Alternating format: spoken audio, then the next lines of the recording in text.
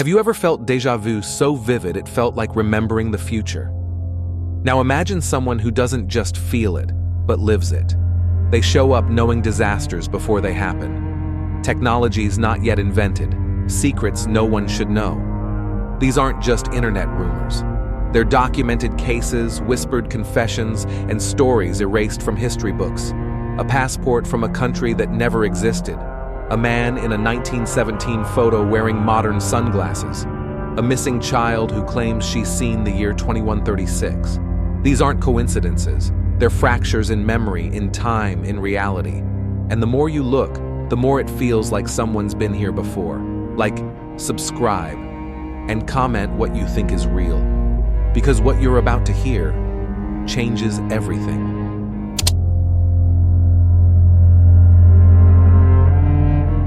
The man who predicted the Chernobyl disaster. In the early 1980s, tucked away in a windowless Soviet records office, an unremarkable clerk named Alexei Volkov quietly cataloged nuclear plant safety logs. His life was routine, his position low-level, until he made a series of claims that would chill even the most hardened KGB agents. Volkov submitted a confidential report to the Ministry of Energy in 1982. The contents were bizarre. He warned that Reactor 4 at the Chernobyl nuclear power plant will explode on April 26, 1986, at 1:23 a.m. He even named the engineers who would be on duty. At the time, the reactor was considered one of the USSR's crown jewels of engineering. No one took his report seriously. It was quietly buried. But when that exact catastrophe unfolded to the minute 4 years later, the ministry had a problem. Who was Alexei Volkov? How did he know? Official Soviet documentation claims that Volkov's report never existed, but a declassified memo from 1993 unearthed by a Swedish investigative journalist suggests otherwise. In it, a mid-level bureaucrat named Viktor Petrenko references the disturbing premonition filed by the records technician Volkov, which, had it been heeded, may have altered history. The memo goes on to mention that Volkov vanished 2 weeks after the disaster. No trace of him has ever been found. According to whispered rumors among former Soviet staff, Volkov believed he was trapped in a causal loop. He told a colleague during an office smoke break, "It's not prophecy, it's memory. But from a life I haven't lived yet." Creepy as it sounds, this lines up with a fringe concept in quantum mechanics called retrocausality, the idea that the future can influence the past. Some theoretical physicists have flirted with the idea, suggesting that certain particles appear to know what will happen next. Could the human brain under extreme stress or in altered states access information from a non-linear timeline? Or was Volkov simply a disturbed man who got lucky? There's more. In 2012, a retired plant inspector named Dmitry Kalenkov came forward with a haunting anecdote. Days after the explosion, as crews sifted through radiation-soaked ruins, a lead-encased journal was recovered from Reactor 4's control room. Inside were notes not by any known engineer, but in Volkov's handwriting. The contents were strange and fragmented, written in past tense about events that hadn't happened yet. The ice will crack in 1991. The bear will bleed. A new czar will rise bare-chested from the ashes. Russia did, in fact, dissolve in 1991. And whether poetic or paranoid, the mention of a bare-chested czar eerily echoes the rise of Vladimir Putin, who would become synonymous with shirtless media stunts and authoritarian control. Official response: silence. The journal reportedly vanished into KGB archives, its authenticity unconfirmed, its relevance dismissed. But if even fragments of this story are true, the implications are staggering. Did Alexei Volkov live out a life in reverse, remembering a future he was never meant to survive? Or was he a pawn in something much darker, an experiment in manipulating perception of time? And why has no one spoken his name in decades? One thing is certain, in a regime that suppressed dissent with brutal efficiency, Volkov's prediction was not just accurate, it was dangerous. The kind of danger that gets erased. But just when you think it's an isolated case, another story emerges. This one from the deserts of New Mexico, involving physicists, a time capsule, and a cryptic letter dated December 3rd, 2095. The time capsule in the Manhattan Project. Buried beneath the arid soil of Los Alamos, New Mexico, hidden for decades in a vault not marked on any official map, was a sealed container labeled only with a string of numbers 12.03.295. The discovery came by accident in 2003 when a university-led preservation team was cataloging unused storage tunnels from the Manhattan Project era. What they found inside has never been officially acknowledged, but leaked photographs and testimonies from 2 former lab technicians tell a far stranger tale. Inside the container, a thin stack of yellowed papers stamped "Top Secret," "Eyes Only," and a message. The typewritten note read, "To the ones who detonated the first sun, you've awakened the countdown. What you began in 1945 must be undone by 2095, or all possible timelines burn." The document was signed MR Chrono Unit 7 Sector 4. There are no known military or scientific divisions by that name. To understand how bizarre this is, consider the context. The Manhattan Project, established in 1942, was the birthplace of the atomic bomb. The secrecy was unparalleled. But nowhere in the thousands of declassified documents is there any mention of chrono units or temporal research teams.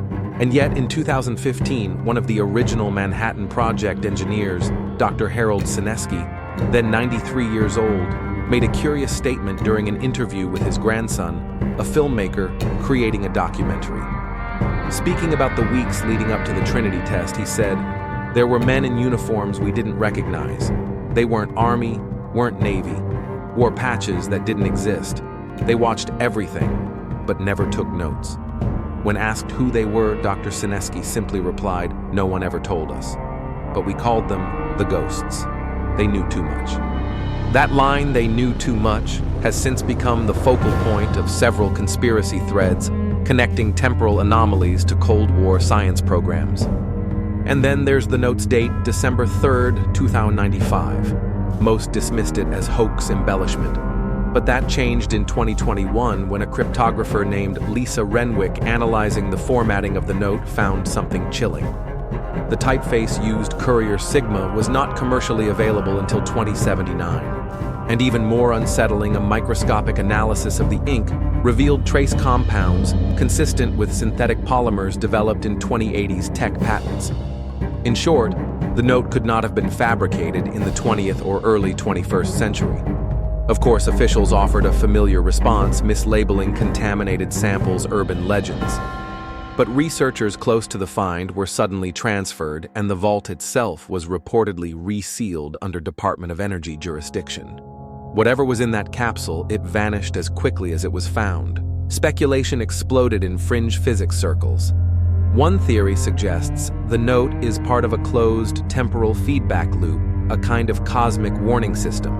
If someone in the future saw a catastrophic outcome from the birth of atomic weapons, they might send messages backward to change or delay events. But doing so could fracture causality itself, resulting in unpredictable consequences. Another theory, time travelers were embedded in the Manhattan Project, not for sabotage, but for observation, to ensure that the timeline played out as intended, or to gather data on the genesis of mankind's deadliest invention. Could these ghosts have been agents from a world where time travel exists, sent to observe us at our most dangerous turning point? And if so, why warn us only now? The final page of the note contains an ominous phrase underlined twice. The Manhattan detonation fractured time. You are in a splinter. A splinter. Of what is our reality, just one shard of a larger timeline, splintered and adrift from an original thread. If the birth of the nuclear age did more than scar the Earth, did it also break time? And if that's true, who exactly is trying to fix it? The ghosts of Los Alamos may be silent now, but across the world, another anomaly was quietly unfolding. This time in a Tokyo hotel room, with a man who had no past, no country, and a terrifying sense of what was to come. The hotel guest who checked in without a past. Tokyo, 1998. A luxury hotel near Shinjuku Station receives a well-dressed Western man, polite and soft-spoken, fluent in several languages. He checks in under the name John Zegras, presenting a passport from a country no one has ever heard of, Taured. Hotel staff, confused, double-check the document. Its official, clean, print, watermarked pages correct international coding. Everything seems legitimate, except for one detail. Taured does not exist. When questioned, Zegras appeared frustrated. He insisted Taured was a real country located between France and Spain. He even pulled out a travel map, which shockingly included Taured right where the Principality of Andorra should be. In his version of the world, Taured had existed for over 1,000 years. Japanese officials were called in. Immigration authorities, customs officers, intelligence agents all tried to make sense of the anomaly. They asked him for historical references, landmarks, leaders. Zegras answered every question calmly, even confidently. But none of it aligned with any known country on Earth. That's when things got stranger. The passport Zegras carried had stamps from Japan, France, and the UK. Officials contacted those nations. France and the UK found no record of him. Japan confirmed the entry stamp was forged, but in a way no one could replicate. The ink used did not match any known formulation on record. The man was detained for questioning. A team was dispatched to the company he claimed to represent. No such company existed. When shown a modern map, Zegras reportedly stared in horror, whispering, "This isn't my world." Some officials thought he was delusional. Others, terrified by the man's composure and knowledge, suspected espionage. But no agency could determine who he really was. That night, he was held under guard in a locked hotel room on the 15th floor. Guards posted outside, surveillance running. By morning, he was gone. The room was still locked from the inside. No broken windows, no forced entry, no traces of escape. His documents, briefcase, and clothing all gone. Japanese police launched a full investigation. Nothing. It was as if he had simply blinked out of existence. Later, an anonymous customs official leaked portions of Zegras's interrogation transcript. In one exchange, he was asked directly, "Are you from the future?" Zegras replied, "No. I'm from your past, or what used to be your past." It's difficult to explain.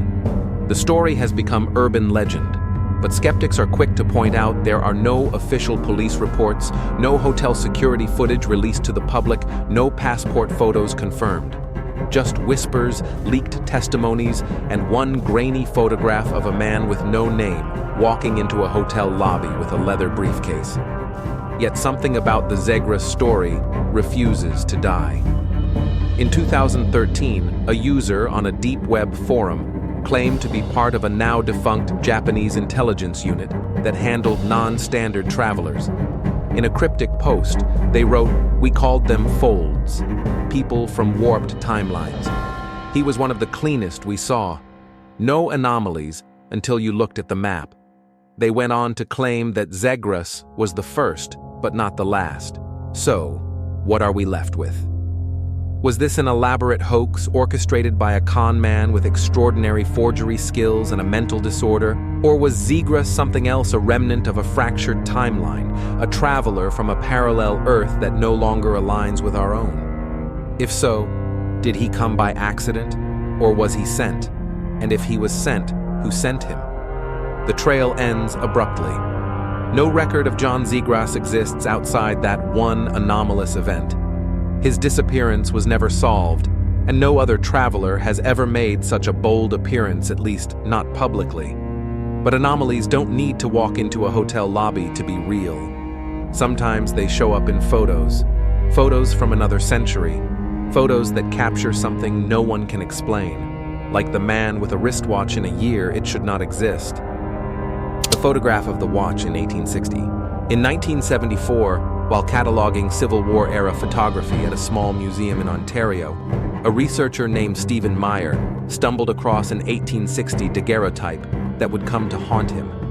It was a well-preserved black and white image showing a crowd gathered for the opening of a bridge in Quebec. The crowd itself was unremarkable men in top hats, women in corsets, horse-drawn wagons in the distance. But off to the right, partially turned from the camera, stood a man who didn't fit. He wore dark sunglasses, a fitted coat that looked almost nylon, and most jarring of all, a wristwatch. At first glance, it seems absurd. Wristwatches weren't commercially available until the early 20th century, somewhere around 1904, with Cartier's design for pilots. In 1860, timekeeping was reserved for pocket watches, typically large and worn on a chain. But in this image, clearly visible on the man's left wrist, was a small metallic band-round face side dial, identical to a modern wristwatch. Historians dismissed it as a misidentified pocket compass or a photographic artifact. But Meyer wasn't convinced. He enlarged the photo, applied early scanning techniques, and consulted horologists. One expert concluded, "If this isn't a modern wristwatch, it's the best imitation I've ever seen." Things got even stranger when Meyer attempted to identify the man. He combed through registries of the bridge opening's attendees. There was no match. No one in the records resembled this sharply dressed, oddly postured figure. Worse, several members of the crowd were looking at him, not the camera. Meyer brought the photo to the attention of the museum's director, who dismissed his concerns. Within a month, he was let go officially due to budget cuts. Years later, in 2002, the image resurfaced on internet forums and paranormal websites. Dubbed the time-traveling hipster, it became a meme, mocked by skeptics, dissected by theorists. But few people know about the second image. Uncovered in a private collection in Boston, another daguerreotype dated 1858, 2 years prior, shows a bustling train platform. In the far left of the image, a man leaning against a rail post watching the photographer. Same sunglasses, same build, same wristwatch. No record of his presence, no explanation for his appearance. And this time, he wasn't alone. A woman in the background, half blurred, appeared to be holding what looked eerily similar to a rectangular black object, palm-sized, glowing at the edges. The closest comparison, a smartphone, but it was 1858. Of course, explanations abound. Pareidolia. They say the brain's tendency to see patterns where none exist. Tricks of the light, artifacts of early photographic processes. Others argue these figures were actors added in later as part of an elaborate modern hoax. But independent photo analyses have consistently confirmed the daguerreotype's authenticity. The plates match the 19th century process. The oxidation is correct. The image grain consistent with original emulsions. These aren't digital fakes, which leaves the uncomfortable possibility someone or something was there who shouldn't have been. Could time travelers exist among us not as tourists, but as observers? If you had the ability to visit the past undetected, wouldn't moments of technological transition, like the industrial age, be logical checkpoints? What if our past is littered with glimpses of the future, hidden in plain sight? And why do so many of these figures vanish from history the moment they're noticed? In 2010, a private collector claimed to have found yet another image, this time from 1876. It allegedly showed the same man, older, standing at the edge of the first telephone demonstration in Boston. The collector gone missing 2 years later. The photo never published. Coincidence? Or pattern? The camera, it seems, may have caught more than memories. It may have captured breaches. But while some anomalies appear in photos, others are heard in voices that shouldn't exist, like the pilot who called in for landing 3 decades after his death. The pilot who landed after he died. In 1994, a routine day at Miami International Airport turned chillingly bizarre when the control tower received a transmission from an aircraft that wasn't scheduled to land and hadn't existed for over 30 years. The voice over the radio was calm, precise. Tower, this is Pan Am 914 requesting approach clearance. The problem, Pan Am Flight 914 had vanished in 1955, nearly 40 years earlier, on a scheduled trip from New York to Miami. It was presumed crashed with all 57 passengers and crew lost at sea. No wreckage was ever recovered, no signals, no distress calls, just silence. And now it was calling in for landing. Air traffic controllers froze. A quick check of logs confirmed there were no Pan Am flights active. Pan American World Airways itself had gone bankrupt in 1991. Yet the signal was coming in loud and clear from just west of the city. Radar suddenly lit up. An unknown aircraft had appeared out of nowhere, no transponder ID, no flight plan. But it was real flying low heading straight for the runway. Controllers scrambled jets, emergency services were dispatched, and then it landed. A dusty, aged Douglas DC-4 taxied down the tarmac, its paint-faded tail number partially obscured. The door opened, and a man in full 1950s flight uniform stepped out, confused, sweating, clutching a paper flight log. "Where are we?" he reportedly asked. "Is this still Miami?" Security descended on the aircraft.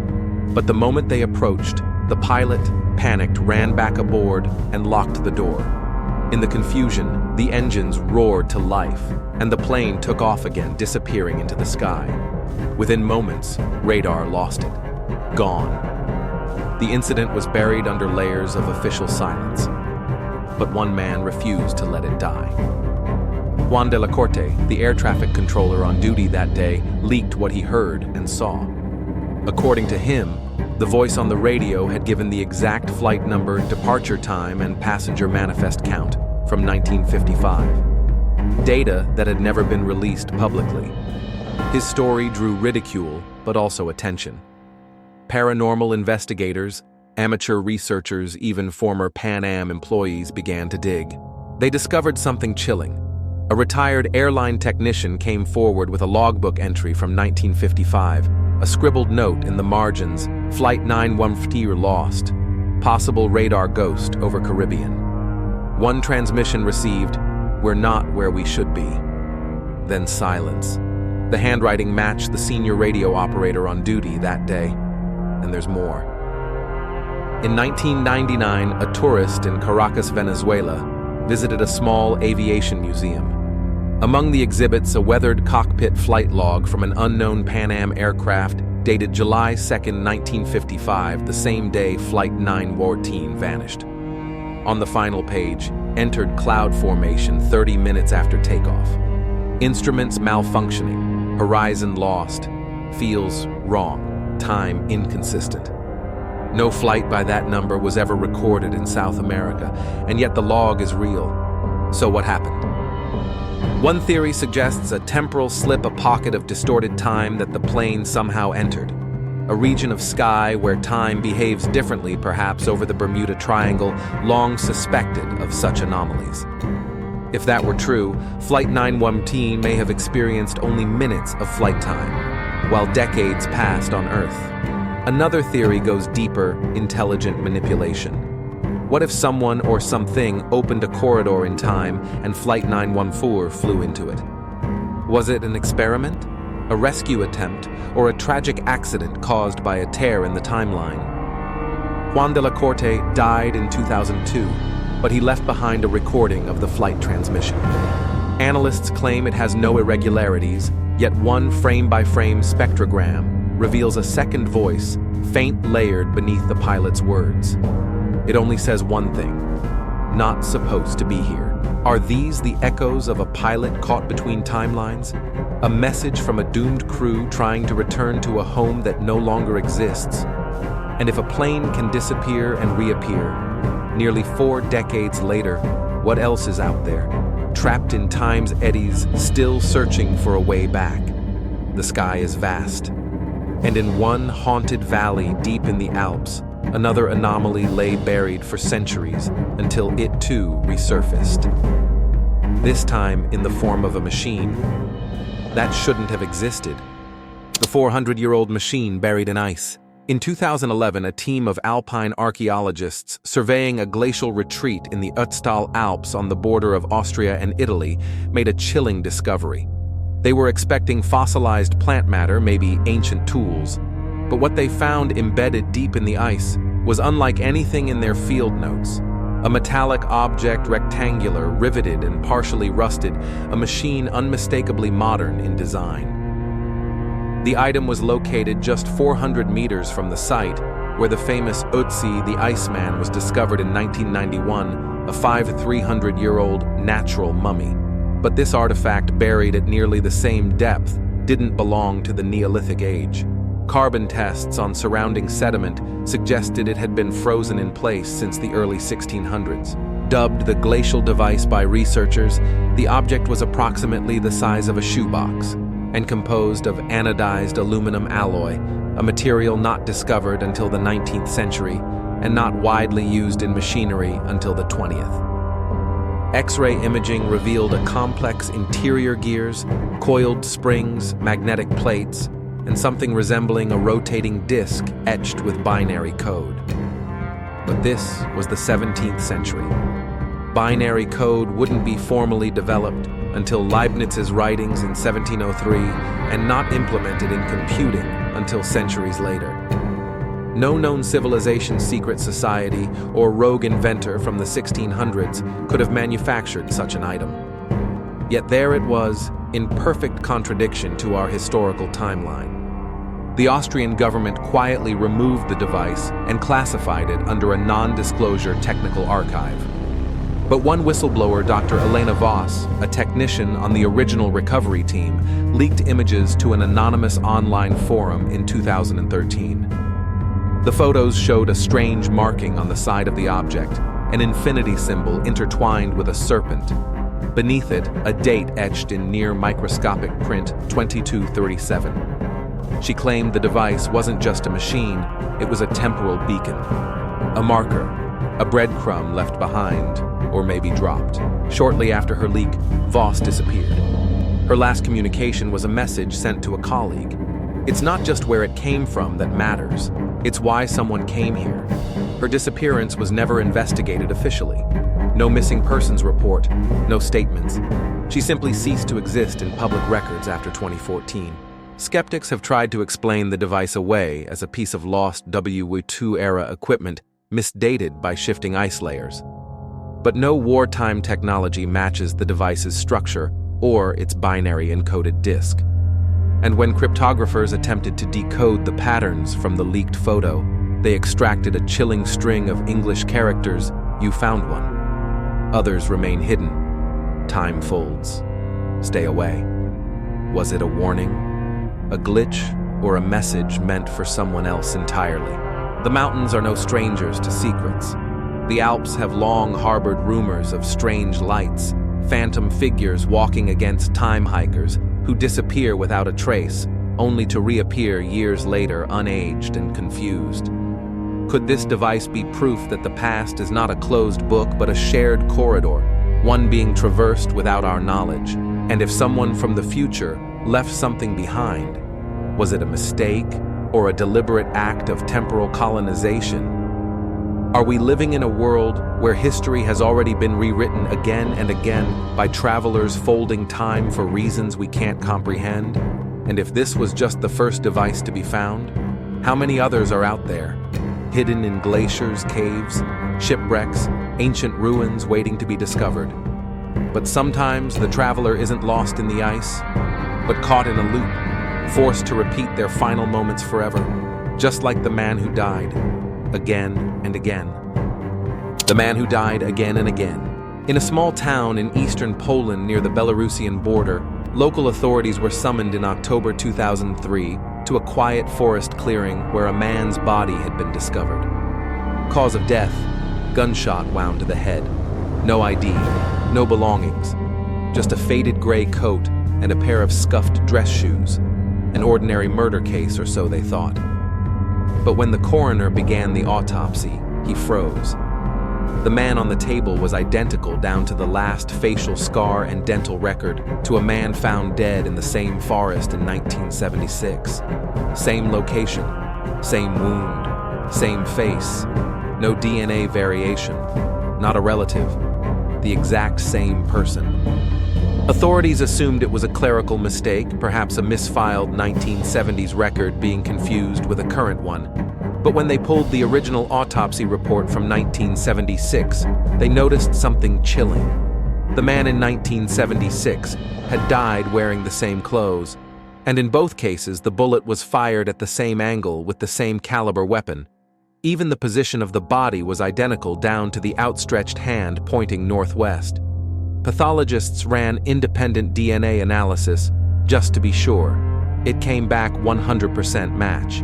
Theories began swirling within local police. Was it a ritual killing a copycat murder with extreme attention to detail?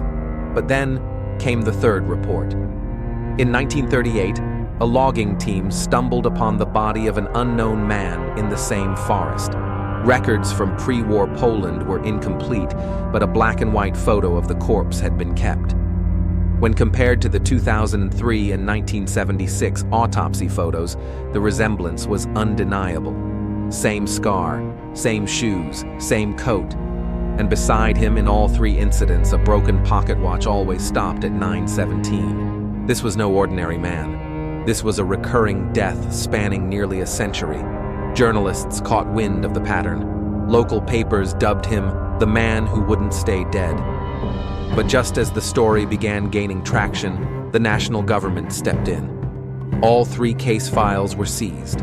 Investigators were reassigned. The coroner's lab was shut down due to safety violations. The forest was placed under restricted access by the Ministry of the Interior. No reason given. Only one investigator kept digging, Andrzej Krawiec, a former detective turned private researcher. In 2007, he published a short-lived blog claiming that the forest site contained elevated electromagnetic readings, periodic bursts of gamma radiation, and signs of geological anomalies like a localized gravity well. Krawiec believed the man was part of an accidental time loop, his death caught in a ripple that repeated every few decades. He theorized, something happened at 9:17. An experiment, a breach.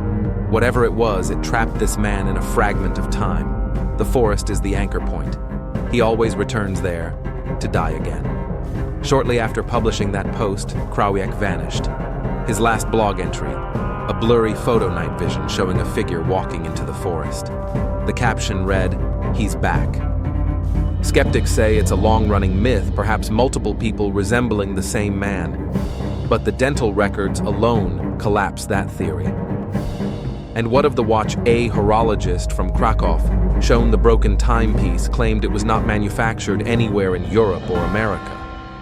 The alloy didn't match anything commercially available until at least the 1990s. But the casing was clearly older, 19th century, maybe earlier. When opened, the inner cover revealed an engraving in perfect cursive, "To break the chain, time must forget." Who was this man? Was he a traveler caught in an endless return, a warning, a punishment? And if his death repeats every few decades, what happens when someone interrupts the cycle? What if we've already tried and the result was far worse? Because in one hospital ward, a child claimed to remember a past life, not just flashes, but names, locations, technologies, and a war that hasn't happened yet. The boy who remembered the future. In 2016, in a quiet suburb of Manchester, England, a 7-year-old boy named Callum Westridge began experiencing vivid night terrors. At first, his parents thought it was normal childhood anxiety until he began screaming out strange phrases in his sleep. "They're coming through the fold. The sky's not real. We failed the reset again." More alarming than the words was the detail in his drawings. Blueprints of strange aircraft spiral-like vortexes labeled time wells, and a diagram of what looked like a digital map of Earth, marked with dates far beyond our present, 2084, 2190, 23170. His teachers noticed too. In class, Callum claimed to have flown in a hollow ship over the sea of glass, and said he had been reassigned after the Zurich breach. He used phrases, "No 7-year-old should know temporal shielding, causal anchors, and multi-node memory gates." When asked how he knew these things, his answer was always the same, "Because I was there." But I'm not supposed to remember. His parents took him to a neurologist. Brain scans showed no abnormalities. Psychologists ruled out delusions or attention-seeking behavior. But Callum kept insisting he'd come back and that he had messed something up. He began referring to his current life as a correction phase. One session with a child psychiatrist was recorded with parental consent. In it, Callum spoke calmly, almost too calmly. I was 28 when I volunteered. We didn't know the side effects of reinsertion. Memory bleed, yes, but full recall wasn't predicted. They said the mind would fragment over the host timeline. When the psychiatrist asked who they were, he replied, "The overseers." From Iteration 12. We were trying to prevent the axis split. The psychiatrist ended the session early. That night, the family's home was broken into. Nothing was stolen, but Callum's sketchbooks and audio recordings were gone.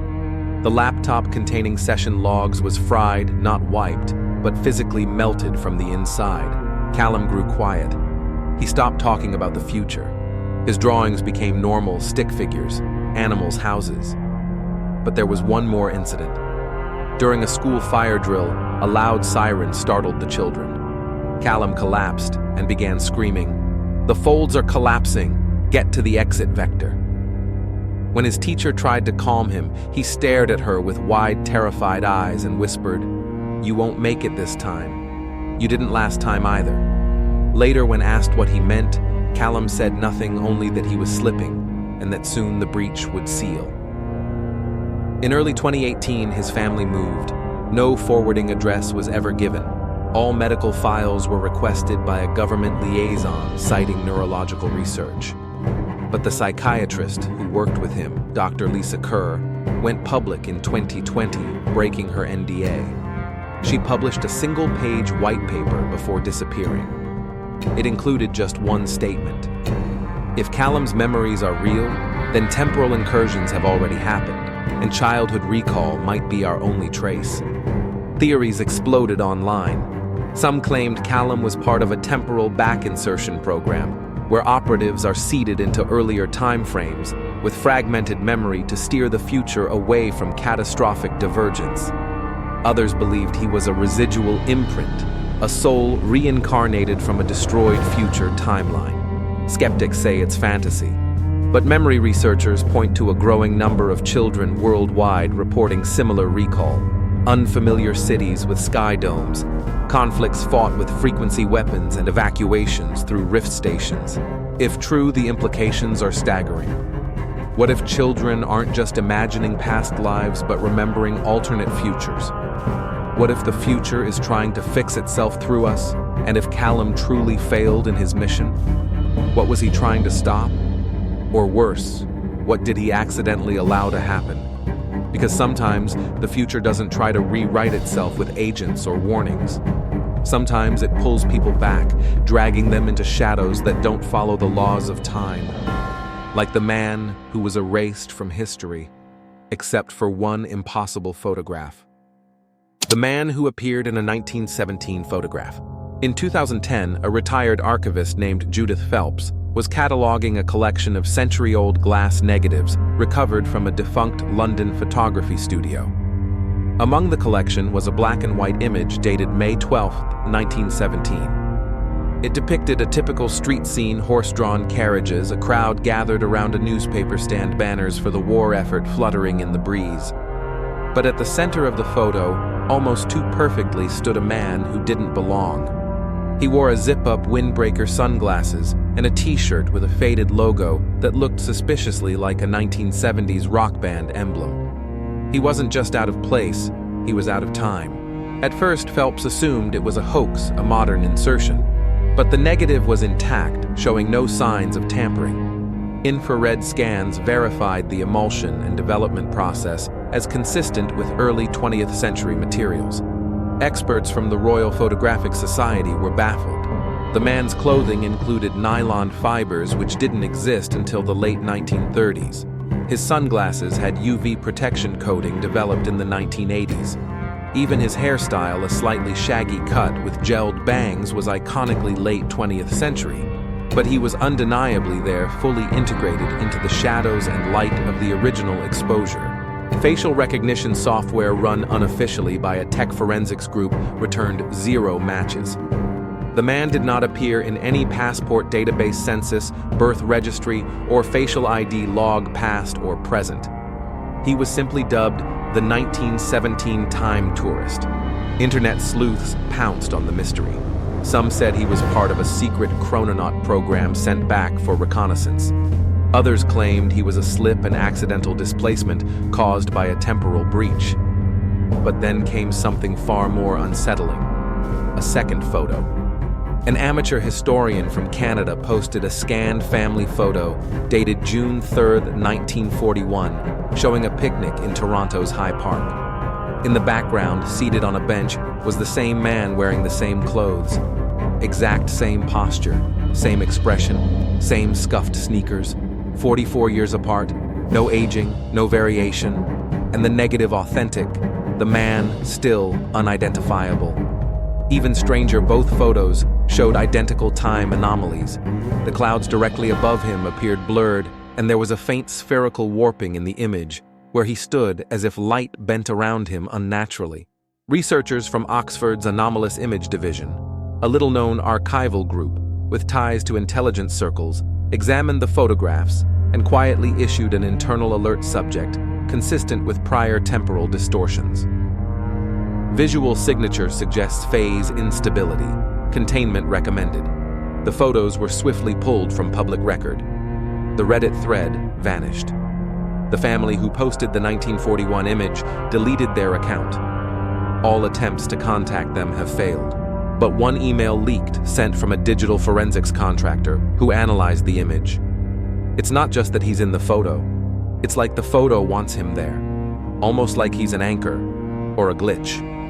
Who was this man? A tourist from the future, careless or curious? A technician caught in a collapsed field operation? Or a conduit someone stitched into history by something else entirely? A few theorists believe these appearances aren't accidents, that these out-of-time individuals are deliberate implants sent backward to test reality's elasticity, to map outcomes, or to observe key inflection points in history. And perhaps he wasn't the only one. A 1995 group photo from a space exhibit in Cape Canaveral shows a reflection in a glass case, a man nearly identical with a press badge hanging from his neck. The badge, unreadable. His face, the same. Again and again across time, but never seen in motion, never spoken to, just caught frozen in the quiet snapshots of other people's memories. And that may be the most terrifying possibility of all. Not that he's lost in time, but that he was never supposed to be seen at all. Because if someone or something is rewriting time, they may not be erasing our past, but overwriting it. Quietly, patiently. One man, one photo, one moment at a time, until the future we remember isn't the one that ever existed.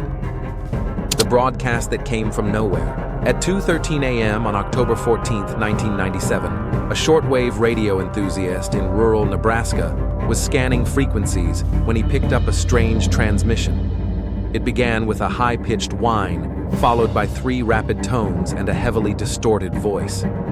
At first, he assumed it was some kind of weather report, until the voice clearly said, "This is Chrono Station Epsilon.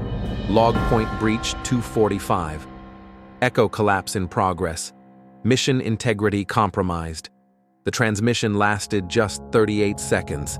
It would have been forgotten if not for what came next. The following night, dozens of listeners across North America, Canada, the US, even parts of Mexico, reported hearing the exact same message broadcast on different frequencies at the exact same time. Identical signal, identical interference pattern, identical voice, except this time the message continued, recalibration failed. Anchor nodes dispersing. Timeline variance exceeds safe limits. Extraction not possible. Observer status terminated. Repeat Chrono Station Epsilon is no longer viable. All agents must disengage. This will be the final update. Then silence. The signal was analyzed by ham radio networks, military contractors, and eventually SETI researchers, who confirmed 2 things. 1. The transmission did not match any known broadcast source, civilian, military, or commercial. 2. The carrier wave contained a hidden data stream, one that followed no standard digital protocol. When decoded, the embedded message read, Echo 13 failed return. Temporal drift now exceeds +60 years. Fixed point collision detected. Earth anchor at risk. Burn point sequence may initiate. None of this made sense to analysts. But then a retired NSA cryptographer anonymously posted a breakdown on a now-defunct Usenet forum. His conclusion: someone or something is trying to warn us from the future. This isn't a distress signal. It's a final notice. They tried to correct something and failed. Within a week, the original thread vanished. Several radio hobbyists reported being visited by government officials who confiscated recordings and equipment. One was told it was part of a classified military simulation and warned not to discuss it. But 3 months later, a British shortwave operator received a third signal only 19 seconds long. It aired only once, and only he claimed to hear it. The message was distorted, but 5 words stood out clearly. We weren't the first ones. He died in a car crash 3 days later. In the years since, the so-called Epsilon Echo broadcasts have taken on a mythic status among conspiracy circles. Some claim they're part of a hidden time observation network collapsing under the weight of too many timeline alterations. Others believe they're remnants, ghost frequencies from a timeline that no longer exists. A few researchers at CERN even entertained the idea briefly that these messages were evidence of quantum bleed, where information from alternate realities seeps into our own through high-energy experiments. They stopped discussing it publicly after 2012. But the question remains, if these were real broadcasts, not from the past, but from the future, what were they trying to prevent? What happened at Chrono Station, Epsilon? What is a burn point sequence? And if anchor nodes are dispersing, does that mean our reality is unraveling? There is one final twist. In 2023, an independent tech archaeologist built a signal reconstruction AI and ran the recordings through it. He claimed the voice in the broadcast had a 98.4% match to a living individual, a physicist who worked at the Redacted Laboratory in Nevada, who died in a particle containment accident in 1997, the same year as the first broadcast. Official cause of death: equipment failure. But a leaked incident report mentions one more thing: an unscheduled burst of anomalous electromagnetic output with temporal markers that did not correspond to Earth's atomic clock standards. It seems we're hearing echoes, not from aliens, not from foreign powers, but from ourselves. From versions of us that tried to fix something and failed. And now, all we have left are fragments, scattered voices, blurred faces, vanishing children, and a ticking clock buried beneath it all. But there's one final question. What if the next transmission doesn't come through a radio, but through a person?